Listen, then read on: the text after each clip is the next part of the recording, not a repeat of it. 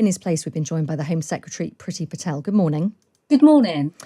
How big a loss is the departure of Oliver Dowden to your government? Well, let me just start by really just saying thank you to Oliver. Oliver's a colleague of mine, so I've known him for many years and he's been just wonderful to work with.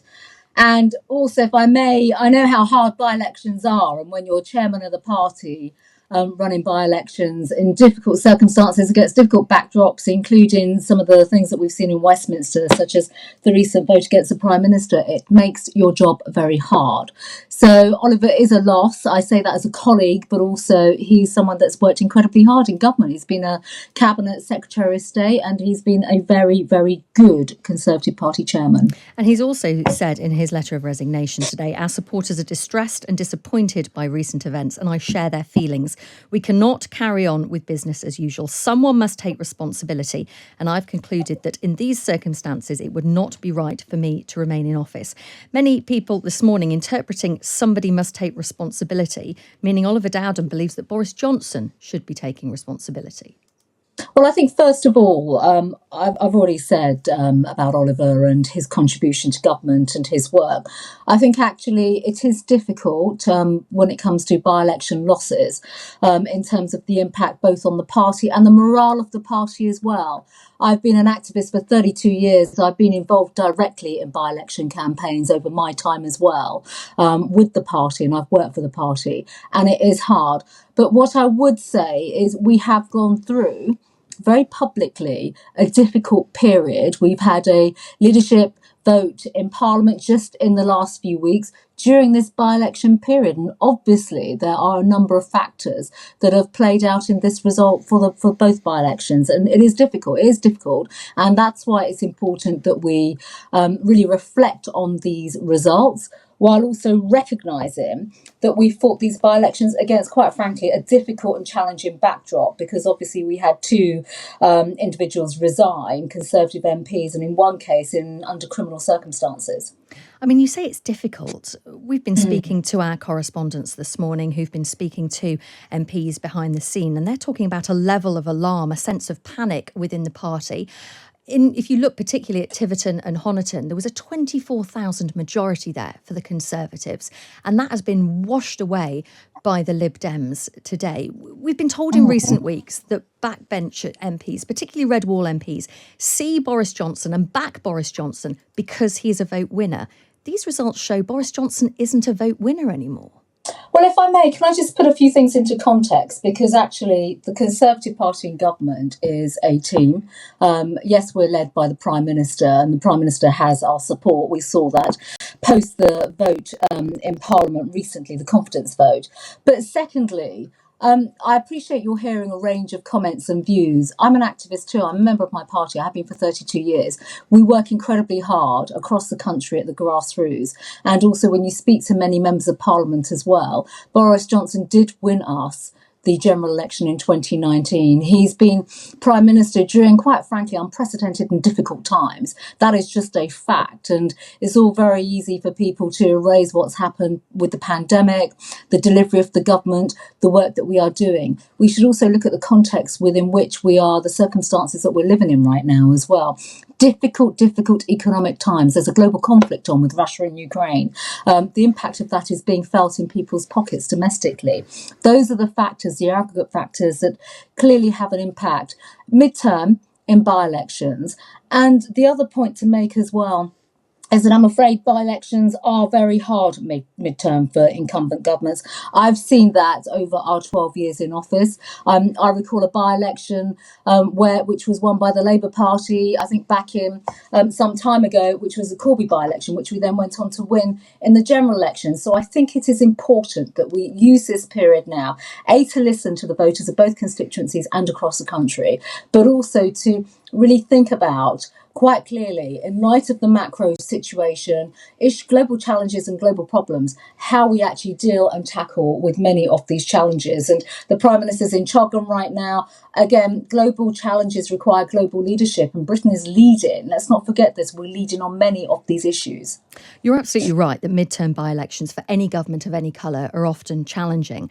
And you say that it's a fact that Boris Johnson won the election, the general election in 2019. It's also a fact fact that the Liberal Democrats have won 3 by-elections from the Conservatives in just over 12 months. A pattern's emerging, isn't it? That Conservative voters are turning against Conservatives and voting Lib Dem. Well, actually, I wouldn't say that at all. I really wouldn't. I think that is quite a wide assumption. We've also had good by-election results ourselves as a party in this parliament, in both the north and south of England during this government. Hartlepool is a good example of that, where we gained a seat from Labour for the first time. I think it's important to look at turnouts as well in by-elections. You know, there are people that voted for us in 2019 who clearly, for a range of reasons, did not come out and vote in these by-elections. Turnout does affect election results. And as I've said, I'm afraid I have been involved in many by-elections in my time, which is why they are hard fought and hard won.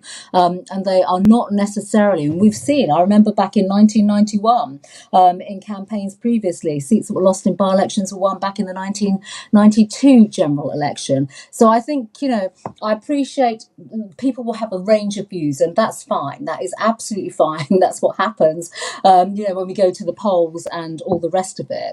But I think at the same time, from a government perspective, we absolutely do need to listen.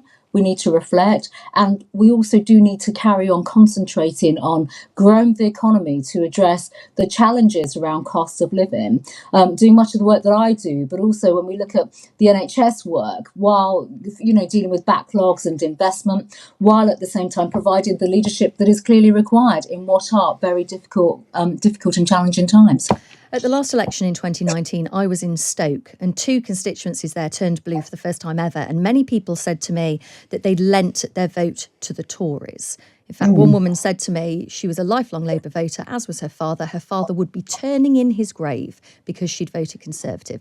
Are you worried now that evidence from these by-elections overnight, that those loan of votes to the Conservative Party are now over? Well, if I may say so, it's for us to fight very hard and to work incredibly hard to secure votes. There's never any complacency. And you've mentioned Stoke. It is actually a part of the country that I know well, and I've campaigned there myself a great deal.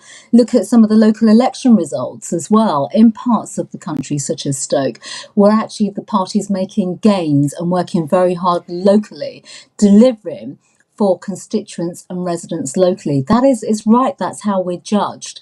And as I've said, we will continue to work incredibly hard. My colleagues, Conservative MPs, work incredibly hard across the country in their own constituencies. I know that. I see that day in, day out. I speak to colleagues every day. I spend a lot of time in constituencies every day as well. So I think it is important that we carry on working and doing the job of representation. And as I have always said, actually, since 2019, the election, delivering on the people's priorities. And this government has worked incredibly hard to do that, as has the Prime Minister, on Brexit, for example, on COVID, on the economic investment that's taking place in our country. And at times like this, it's very easy to forget that in the last year alone, the UK has attracted over £12.5 billion in venture capital investment, that unemployment rates remain close to a 50-year low. The number of employees on payroll is at a new record high. These are the issues that matter to the British people, having economic security, jobs, and actually being able to care for their families. And that's where we are. And we have to continue to give the public the confidence that we are working for them and delivering for them. But if those issues matter to the public, and you've just rattled off a very long list there, why weren't they listening in Tiverton and Honiton, and why weren't they listening in Wakefield? Why isn't that message getting through to voters so that they decide to vote for you? Well, for very good reasons that I've already explained, that, you know, by-elections are different to local elections and general elections. And we have to remember, I mean, we did fight these by-elections against, quite frankly, difficult backdrops. I've already spoken about the resignation of the 2 MPs, and there was a leadership challenge in these campaigns. Look at the turnout. As I've said, by-election turnouts tend to be different to general election turnouts. So there are a range of factors, none of which means that, you know, we take anything for granted. It is our duty and our responsibility to deliver for the country, the people of this country, and very much on the matters, the issues that I've spoken about. These are difficult times in terms of the economy, and it is important that we continue to make sure that people have the well-being and economic security that they need. And the world is changing right now. We've got a massive conflict with Russia, Ukraine. Look at what's going on with rates of inflation. We are fortunate, and this is because of decisions that the government has made, Chancellor, Prime Minister, all of us at Cabinet, in terms of investment in people, training, skills, jobs, making sure unemployment remains low. I think we're slightly getting off the point, but I get what you're saying. I know time is limited. Of course, and people are aware of them. Of course, and people are aware of them, and we don't want to go over it again and again. But I know we're both short of time, so I want to ask you one more question on Rwanda. This has been a very difficult policy which your government has been pushing for some time now. Are you pledging to carry on and push ahead with putting people on flights to Rwanda, even though it has failed in the courts? Well, let me just give some context to this, if I may, because this has been hard work actually for everyone. This isn't something that has been devised instantly. Our partnership with Rwanda has been developed, and it's a migration and economic development partnership to prevent the loss of life. And importantly, we want to break the business model of people smugglers. And no court has ruled that the partnership is unlawful. So I think it's important to recognise that as well. And that also includes the European Court of Human Rights. We are in the process of responding back to the European Court of Human Rights. There'll be another court proceedings on this next month. So we're going to work through those. But it doesn't mean that we should stop and stand still when it comes to people smuggling gangs, putting deterrents in place and working internationally in the way in which we are. This is not a UK specific problem. This is a global issue with 100 million people on the move.